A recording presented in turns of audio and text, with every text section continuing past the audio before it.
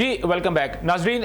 Programme پہ جانے سے پہلے بریک پہ جانے سے پہلے جو تھے ہم گفتگو کر رہے تھے ایران، اسرائیل، ایران اور جو دوسرے مسلم ممالک ہیں اور اس خطے کے اوپر جو ایک منڈلاتی ہوئی جنگ ہے جس کے جو کیا بھی کہہ سکتے کہ ہمیں تھوڑا تشویش تھی، جس کے اوپر ہم نے گفتگو کی، جس کے اندر ہماری انتہائی سیر حاصل گفتگو ہوئی ہے. اور اس کے اندر ڈاکٹر عاصم صاحب نے جو آپ یہ کہہ لیں کہ میں یہ سمجھتا ہوں کہ جو انہوں نے انڈر دی لائن جو ایک چیز ہے وہ چائنا اور رشیا جو ہے ان کا بہت بڑا رول ہوگا اسرائیل کو اس قسم کی کام کرنے سے روکنے میں. البتہ جس طرح دوسری پوائنٹ جو انہوں نے بات کی کہ بائیڈن اگر یہ کہتا ہے کہ وہ جنگ کو ختم کرے گا تو اس کا مطلب ہے کہ کسی ایک اوپوننٹ کو ہی وہ ختم کر دے گا، آئیدر وہ اسرائیل ہو یا ایران ہو. لیکن کیونکہ وہ امریکہ کا صدر ہے تو لہٰذا اس کا مطلب ہے کہ تمام کا تمام نزلہ جو ہے وہ ایران کے اوپر ہی گرے گا. تو یہ تو تھا ہمارا پروگرام کا پہلا حصہ. اب میں تو پروگرام کے دوسرے حصے کے اندر آتا ہوں تو اس میں جو ہے اگر میں بات کرتا ہوں پاکستان کے اندر کی بات کرتا ہوں تو اسٹیٹ آف پاکستان کی اگر میں بات کرتا ہوں تو اس میں آج جو سب سے پہلی بات ہے کہ وہ سابق وزیر اعظم میاں محمد نواز شریف صاحب نے ایک تقریر کی اور اس میں بڑی عجیب سی بات کی ہے. اب مجھے تو نہیں لگ رہا کیا تھا، مجھے عجیب سی بات آئی ہے، لیکن مجھے یہ سمجھ آئی ہے کہ جیسے انہوں نے اپنے اس وزیر اعظم کے محل سے نکلنے کے بعد جو انہوں نے لانگ مارچ کیا تھا راولپنڈی سے لاہور تک کا جی ٹی روڈ کے اوپر، اس میں انہوں نے ایک ہی جو تھی وہ بات جو تھی وہ بار بار کر رہے تھے کہ مجھے کیوں نکالا، مجھے کیوں نکالا. اور آج بھی جو انہوں نے تقریر کی ہے اپنی بیٹی کے ساتھ جو کہ سی ایم پنجاب ہیں، اس کے اندر بھی اگر اس کا پوری کی پوری گفتگو دیکھی جائے تو اس کا لب لباب یہی نکلتا ہے. لیکن اس پوری گفتگو کے دوران میں صرف ایک بات انہوں نے بڑی عجیب سی کی تھی، وہ ڈیفینیٹلی میں وہ آپ تمام جو میرے پارٹیسپینٹس ہیں، میرے جو یہاں پہ مہمان ہیں، ان کے سامنے میں رکھ رہا ہوں. انہوں نے بانی تحریک کو مخاطب کرتے ہوئے یہ بات کہی کہ جیسا کرو گے ویسا بھرو گے، عاجزی سیکھو اور اللہ سے معافی مانگو. یہ ایک بڑی عجیب سی بات ہے. میں چاہوں گا کہ ہمارے جے یو آئی کے جو دوست ہیں سر وہ ذرا اس پہ تھوڑی سی روشنی ڈالیں، کیونکہ ایک سیاسی شخصیت سے ہی سیاسی قسم کا سوال پوچھنا چاہیے کہ اس جو بیان تھا یہ بیسیکلی اس کا مطلب کیا تھا. بسم اللہ الرحمن الرحیم. اسرائیل کی ایشو پہ تو ہمارے دونوں مہمانوں نے کافی سیر حاصل بحث کی. میں نے کہا چلیں اس پہ ہم اپنا انپٹ دیں گے، لیکن بہرحال چلیں آپ نے ڈائیورٹ کر دیا ججز کی ایشو پہ. آرٹیکل 63 سر یہ ججز کا ایشو نہیں ہے، سر ججز کا ایشو نہیں ہے. میں نے بات یہ کی ہے کہ نواز شریف صاحب نے ایک بانی تحریک جو تحریک انصاف کے جو چیئرمین ہے، سابق چیئرمین ہے جو کہ اس وقت جیل مکانی ہے، ان کو یہ کہا ہے کہ جیسا کرو گے ویسا بھرو گے، عاجزی سیکھو اور اللہ سے معافی مانگو. سر اس بیان کا مطلب کیا ہے، اس پیغام کا مطلب کیا ہے؟ یہ سیاسی بیان ہے نا، میں نے اس لیے آپ سے پوچھا سر. اصل میں ان کو اچھی طرح پتہ لگ گیا کہ مقافات عمل پاکستان میں کچھ زیادہ ہی تیز ہوتا ہے. سر کیا یہ بھی کیا اس کی وجہ سر یہ ہے کیونکہ ہم بینگ مسلمان جو ہے ہمارا ایمان کافی مضبوط ہے، جو اللہ کی پکڑ کے اوپر، شاید اس لیے انہوں نے یہ بات کہی ہے؟ نہیں، ابھی اصل میں 5G کا زمانہ آ گیا ہے نا. اچھا 5G پہلے مقافات عمل میں یہ ہوتا تھا کہ اس کا دادا اگر کوئی غلطی کرتا تو اس کی پوتو یا کوئی آنے والی دوسری نسل وہ اس کا خمیازہ بھگتی تھی. ابھی مسئلہ یہ ہے کہ صبح آپ ایک کام کریں گے، شام کو ہی اس کا آپ کو رزلٹ مل جائے گا. تو پاکستان میں جو جوڈیشل جو ہمارا پارلیمنٹری سسٹم ہے تو وہ 5 سال کا ہے. ٹھیک ہے. تو انہوں نے یہی کہا ہے کہ مقافات عمل کی طرف ان کا اشارہ ہے. ٹھیک ہے کہ آپ عاجزی اختیار کریں، وہ اپنی جو اکڑ ہے آپ کی وہ ختم کریں. ٹھیک ہو. ابھی اصل میں 4 کو اور 5 کو جو پی ٹی آئی نے دھرنے کا تاریخ دی ہوئی ہے جلسے کی. سر اس کو تو چھوڑ دیں سر، وہ سر دھرنے جیسے ہوں گے، مینار پاکستان سر وہ دھرنے جیسے ہوں گے آپ کے سامنے ہی ہے. علی امین گنڈاپور صاحب نے جو بڑکے ماری ہیں اور اس کے بعد کیا ہوا، برہان انٹرچینج تک وہ کراس نہیں کر سکے.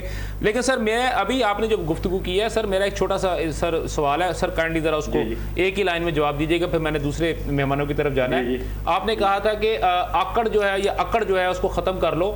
تو سر آپ بیسیکلی کہنا یہ چاہتے ہیں کہ بانی تحریک انصاف کو جو اتنے عرصے سے آپ نے جیل میں رکھا ہوا ہے ابھی تک ان کی اکڑ ختم نہیں ہوئی، آپ یہ کہنا چاہ رہے ہیں سر؟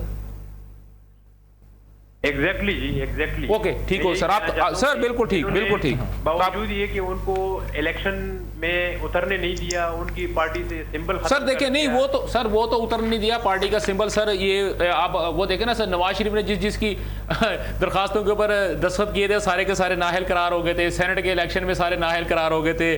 फिर सर उसके बाद कौमी असम्बली में आप भी सर उस वक्त मौजूद ही थे ना सर, इसलिए इन बातों को छोड़ दें, ये तो एक सारी चीजें चलती रहती हैं। सर तो जी जी बिल्कुल सर, मैंने सर एक कानूनी सवाल पूछना है सर। मलक सलमान साहब हमारे साथ मौजूद हैं।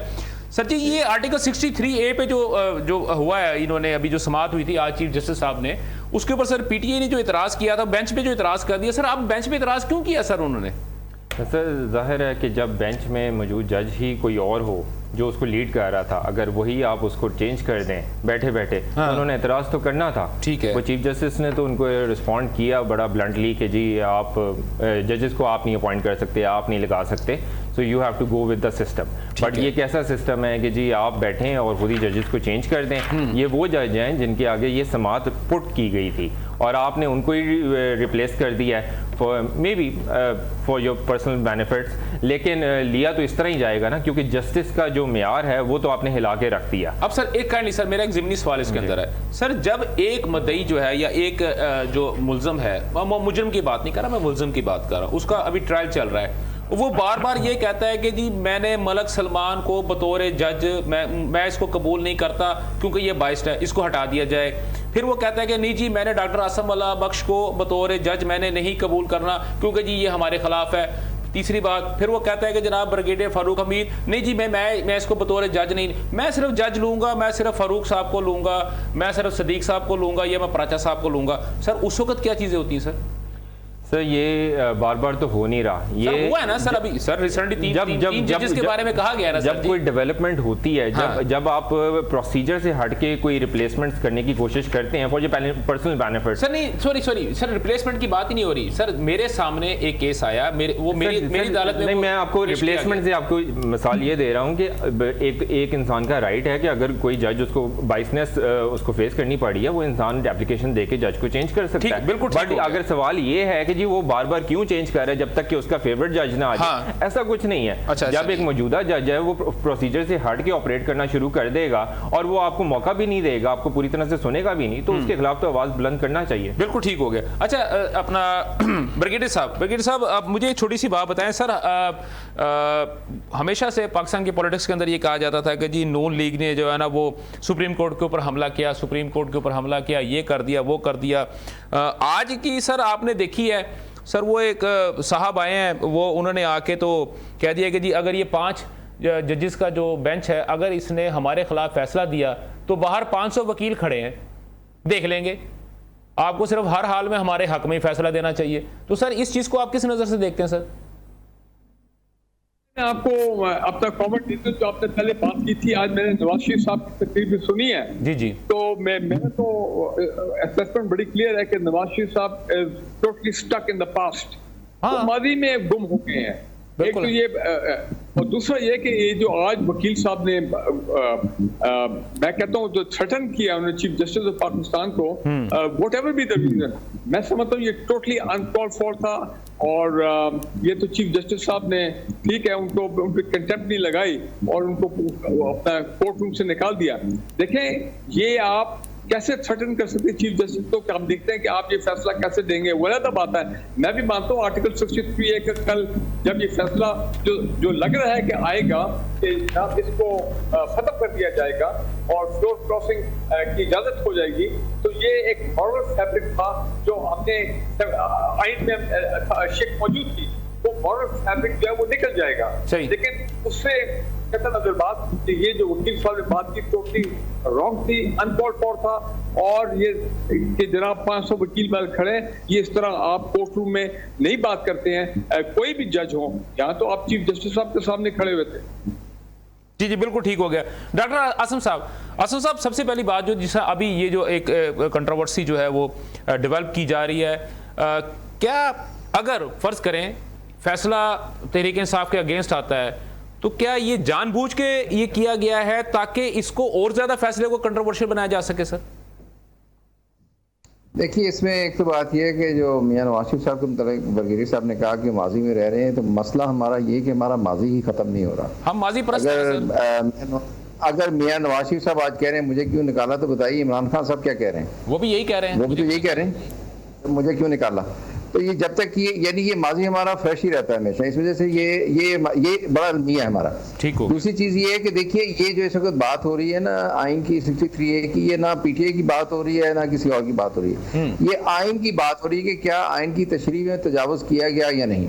اور جہاں تک مجھے یاد پڑتا ہے جب یہ تشریح کی جا رہی تھی تو اس وقت بھی جو گورنمنٹ تھی اور جو مخالفین تھے انہوں نے بہت دفعہ ریکویسٹ کی چیف جسٹس صاحب جو اس وقت تھے کہ آپ یہ نہ سنیں یا آپ کے جج نہ سنیں، لیکن انہوں نے کہا جی یہی سنیں گے. تو اس وجہ سے یہ بھی ایک جو ٹرینڈ چلا آ رہا ہے، جس حالات میں تشریح ہوئی تھی انہی حالات میں تشریح انڈو اگر ہونی ہے تو وہ ہونے جا رہی ہے. ٹھیک ہو گیا. لیکن معاملہ یہ ہے کہ ہم یہ عدلیہ کی اس بے توقیری کے ساتھ چاہے وہ ماضی میں ہو یا آج ہو، بیسیکلی ریاست کی بنیادیں کھوکھلی کر رہے ہیں، کیونکہ عدلیہ ملک میں کانفلکٹ ریزولوشن کا آخری فورم ہے. اگر یہ فورم ختم ہو گیا تو تہذیب یافتہ دنیا یا تہذیب یافتہ حکومتی بندوبست سے ہم نکل جائیں گے. پھر کوئی چیز ایسی نہیں ہے جو ملک کی چیزوں کو، اداروں کو، وفاقی اکائیوں کو، افراد کو یہ اکٹھا رکھ سکے. سر بالکل ٹھیک ہے. سر آپ نے سر میرا خیال ہے سر بلاول بھٹو زرداری صاحب نے جو ہے نا شاید وہ آپ کی جو ہے نا وہ ٹیلی پیتھی سے آپ کی وہ سوچ شاید ان تک پہنچ گئی، کیونکہ انہوں نے بھی آج یہی بیان دیا تھا کہ آئینی ترمیم نہ ہونے کی صورت میں پیدا ہونے والے حالات پہ شاید پھر شاید کسی کے کنٹرول میں نہ رہیں. تو میں اسی پہ آتا ہوں سر. اپنا JUI کے ہمارے دوست ہمارے ساتھ موجود ہیں صدیق صاحب. ابھی دیکھیں آج کل کے جو حالات ہے اس میں تو سر تحریک انصاف جو ہے وہ تو آپ کی بہت کلوز ہے، آپ شیر و شکر ہیں، وہ ہینڈ اینڈ گلو ہیں. تو کیا آپ ایک جانب آپ یہ کہتے ہیں کہ ہم جو ہے آئین، قانون، عدلیہ اور اداروں کی عزت جو ہے نا اس کے اور ان کے احترام کے لیے ہم بڑا کچھ کرنا چاہ رہے ہیں، اور دوسری طرف آپ ہی کے جو پارٹنر ہیں وہ سر سپریم کورٹ کے ججز کو تھریٹ کر رہے ہیں. تو سر کس طرح آپ ان چیزوں کو کس طرح آپ ان کو اس پہ آپ اپنا پوائنٹ آؤٹ کر سکتے ہیں؟ آپ ان کو آپ کا ٹیک کیا ہے ان چیزوں کے اوپر؟ سر اصل میں سر اس طرح ہے کہ ایک مرتبہ پھر ہماری عدلیہ بدقسمتی سے جوڈیشل کرائسس کی طرف بڑھ رہی ہے. جسٹس سجاد علی شاہ صاحب کا جو دور میں 3 ممبرز بینچ بنا تھا اور وہ 3 ممبر ایک طرف تھے اور باقی ججز جو ہے وہ دوسری طرف تھے، اور پھر اس کے بعد فل کورٹ کی عرضی ہوئی تھی. سلمان ایڈوکیٹ صاحب بیٹھے ہوئے ہیں، وہ مجھ سے زیادہ اس ایشو کو ان کے ذہن میں ہوگا. آج ہم وہی پہ ہیں. جسٹس فائز عیسیٰ صاحب جو ہمارے چیف جسٹس ہیں انہوں نے خود کہا تھا کہ پریزیڈنشل آرڈر جو ہے وہ پارلیمنٹ کی توہین ہے.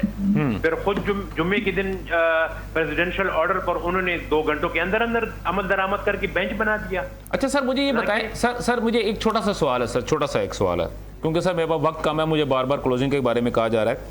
سر تحریک انصاف کے دور میں سر کتنے پریزیڈنشل آرڈر جو تھے وہ سر آپ پیش ہوئے تھے؟ یہی کہہ رہا ہوں نا سر. میں نے پوچھا سر ویسے نمبر پوچھیں سر، نمبر پوچھیں، کیونکہ سر آپ اس وقت بہت بڑے نکات تھے نا ان کے. ڈبل ڈیجٹ میں تھے سر. ڈبل میں نہیں تھے سر. سر دیکھیں ڈبل ڈیجٹ میں سر 15 بھی ہو سکتے ہیں، 11 بھی ہو سکتے ہیں. سر وہ 83 تھے سر. 80 سر کائنڈلی سر وہ 83 تھے، اور اس سے پہلے جو تھے نون لیگ کے دور میں یا نواز شریف صاحب کے دور میں وہ 71 آئے تھے. تو سر بات یہ ہے کہ جو بھی حکومت آتی ہے پاکستان کے اندر وہ قانون سازی کرنا شاید ان کے لیے انتہائی مشکل ثابت ہوتا ہے، اس لیے وہ پریزیڈنشل آرڈرز کے اوپر جاتے ہیں. بات یہ ہے کہ آپ تمام احباب نے جو گفتگو کی ہے سر بالکل درست ہے، ٹو دا پوائنٹ بات کی ہے. لیکن سب سے بڑا پرابلم ہمارا اس وقت جو ہم لوگ فیس کر رہے ہیں کہ ہماری جو سیاسی جماعتیں ہیں، ہمارے جو سیاسی وہ تمام کے تمام پلیئرز جو ہیں جو کہ اس ایوان کے اندر آنے کو ترس رہے ہوتے ہیں، یہ مرنے مارنے پہ تلے ہوتے ہیں، لیکن جب ان کو کسی بھی قسم کی قانون سازی کے لیے کہا جاتا ہے تو ان کے اندر اتنی کیپیسٹی یا کیپیبلٹی نہیں ہوتی کہ وہ اس ملک کے قانون کو بنا سکے، قانون کو سنوار سکے، جو کہ ایک انتہائی انتہائی افسوسناک قسم کی ایک پوائنٹ ہے. تو یہی میرا پوائنٹ ہے. اسی پوائنٹ پہ میں آپ لوگوں سے اجازت چاہتا ہوں. انشاءاللہ کل آپ سے دوبارہ ملاقات ہوگی. تب تک اجازت دیجیے. پاکستان پائندہ باد.